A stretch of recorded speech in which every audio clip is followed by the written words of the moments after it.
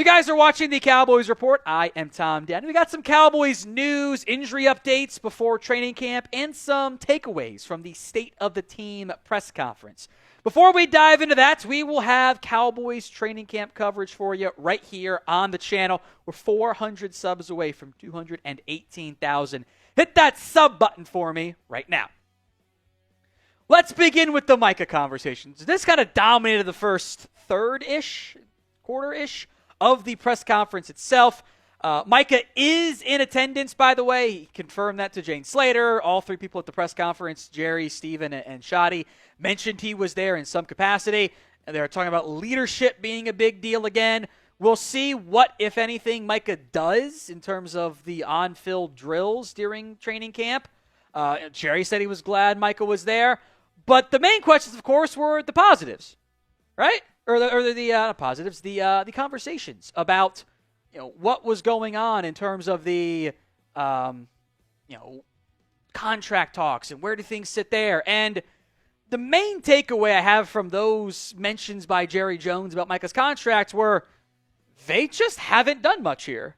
They brought up Emmitt Smith again, which is kind of wild to me because that was a poorly handled contract, and they're implying they're okay doing that again, which, no, it's not how you should be approaching things. Jerry said, Micah missed 6 games last year. First off, no, he didn't. It's 4, so we're just wrong. We're factually incorrect there. Jerry says he has not talked to the agent. Steven kind of jumped in and said he had implied he had talked to the agent, that Jerry doesn't talk to him. It is Steven, as I've said before, who is heavily involved, helps run these contract stuff. There's the crux of your issue there.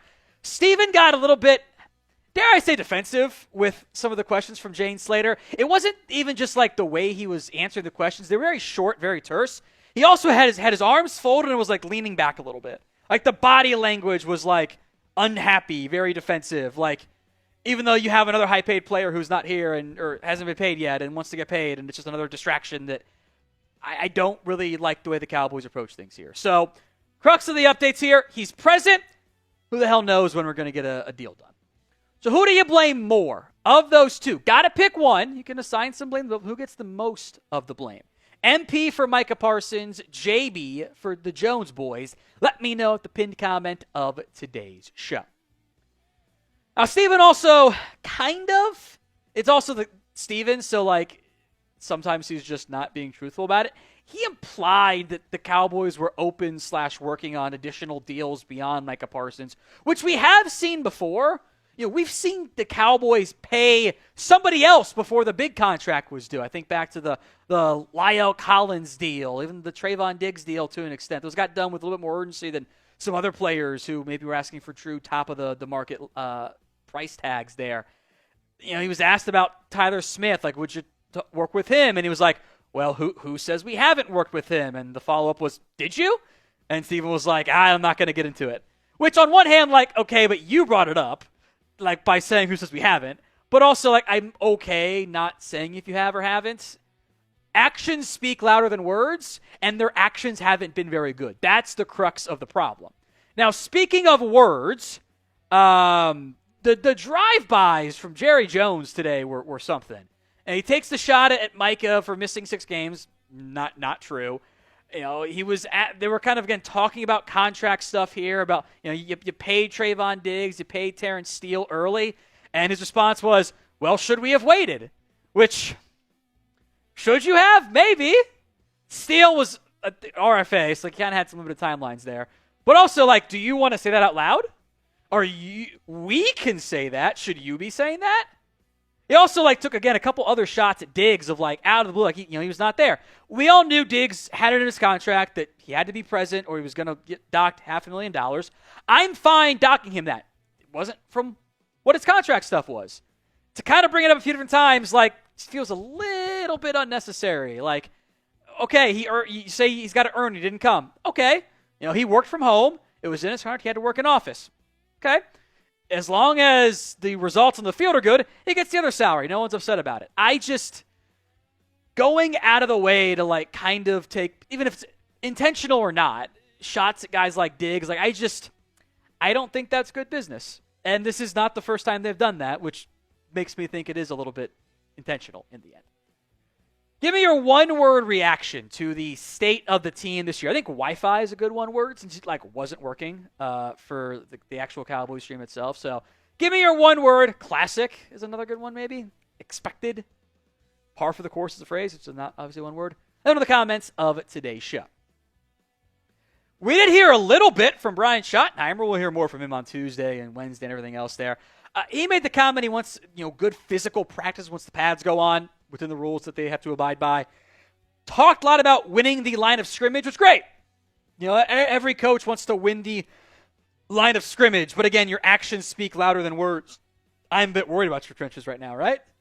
There's a lot of talent, a lot of investment on the offensive line. First-round picks on the left side with Guyton Smith, plus on the right side with Booker. BB at center. Terrence Steele is a high-paid guy at right tackle or high-ish paid guy at right tackle. That offense line has to be good. You mentioned the trench stuff again, and I look at your defensive tackle room and I go, is that very good actually? You talk about wanting to win the trenches, and this is your defensive tackle depth chart right now. That's kind of worrisome, isn't it? So again, actions speak louder than words. Schotty says all the right stuff. He can't do all the right stuff. It's not his job. He doesn't get to have that level of control. See how it goes. Speaking of the trenches, you have good stuff from Mazi Smith and Guyton.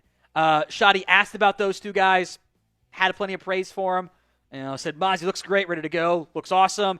Had a bunch of Guyton praise. He's had praise for Guyton, and with the level of work ethic he's shown so far, especially Guyton, also Mazi, you need those guys to be substantially better this year. Otherwise, those two players don't perform. If you're going to be a draft-focused team and your first-round picks don't perform, that's not a good thing. One other minor note from Schottenheimer is that expect to see a lot of Joe Milton during the preseason, which, again, not surprised by. That's, I think, fairly expected. I don't know how much Greer, if any, we'll get. How much Dak, if any. I think definitely going to get some Greer. Maybe not on Dak. But Milton's going to play a lot. So we'll see. We'll see how he looks in the process. Now, for today only, folks, Nike jerseys are 20% off if you go over to chatsports.com/DAL jersey. That discount should be auto-applied, by the way. It should be automatically included when you see the price tags on there. 20% off if you go to chatsports.com/DAL jersey. If you need it, code 29SHIP, but it should be automatically applied on those jerseys. These are the Nike Legend jerseys in particular, so Micah, Dak, Lamb, George Pickens. I don't know if that one is eligible for the discount. Jake Ferguson is up there. Dak is up there as well. So chatsports.com/DAL jersey. Links in the comments and the description of today's show. Let's talk some injury news and updates. I don't know if we'll get any additional ones, but there have been 4 reported so far that are going to the PUP/NFI list. First up, Trevon Diggs placed on the PUP list to start Cowboys training camp. I do want to just recap again what the PUP list is. So these players can't practice. This is the active PUP/NFI list. So no roster spots are created in the process of doing this, by the way. They are able to return to the team once they are activated. They don't have to miss games by going on this list. That's not a guarantee. But they do have to be activated before the season, or else they miss at least 4 games. Diggs is kind of up in the air. Again, we had the comments from Jerry, like Steven wanting him there, him not being there, having some issues there. So Diggs, I think, is definitely one to monitor in terms of when he gets cleared, if he gets cleared in time for week 1. But, again, he hasn't been around the team very much. It's fine. But they're going to get a better feel for him in these next couple of weeks once he gets to do more stuff with Britt Brown. Shavon Revel placed on the NFI list. Why NFI versus PUP? Well, PUP happened for an NFL game. NFI did not, because it happened in college. There's no real difference outside of the specific designation. He's going to start camp on that NFI list. I think is back before Diggs. How soon before Diggs is uncertain. There's no downside if they're not ready to go that day to putting someone on the PUP or the NFI list. Because once they go there, they can stay there and rehab and then come back. But you can't put someone on the PUP/NFI list unless you do it at the beginning. Otherwise, they're out. They're going to miss a ton of time. Can't do it. Cowboys do have some corners who are out. Trevon Diggs, not going to be out there. Shavon Revel, not going to be out there. We'll come back to Josh Butler. He will not be out there to start either. All those guys coming back from knee injuries. So what is your confidence level in the Cowboys cornerback room overall? Scale it from 1 to 10. 1 on the low end, 10 on the high end. Butler, by the way, also going to the PUP list. We'll see if there's any other players that join this list beyond DeMarvion and Overshown. If we do, we'll update you guys tomorrow morning on it. But Butler, again, coming back from his ACL, maybe in between their timeline recovery for Diggs and Shavon. Overshown is going to miss time as he recovers from his knee injury. He's not going to be ready in time for week 1. They'll probably keep him on the PUP list at the start of the season. Maybe he's back around Thanksgiving in early November. And we mentioned this morning. He said he got some good news from the doctors that he thinks he's going to be activated at some point this year. If you can get him around midseason, I think that'd be a very big deal for the Cowboys to benefit from that. In the meantime, Kenneth Murray, Jack Sanborn, Maurice Leofow, Damone Clark, Shamar James, maybe some others have a chance to showcase what they're able to do, even though the pads aren't on yet and won't be on for an entire week at training camp. Some notable players who at least have been reported as going on the PUPNFI list. We'll see if that, again, changes because those transactions won't be in until later this afternoon. Sam Williams, Donovan Wilson. Haven't seen John Stevens Jr. on there. That could change, but we'll see. Shamar James as well, who's a bit nicked up late at minicamp. Williams and Wilson would be the big ones if that holds for the Dallas Cowboys.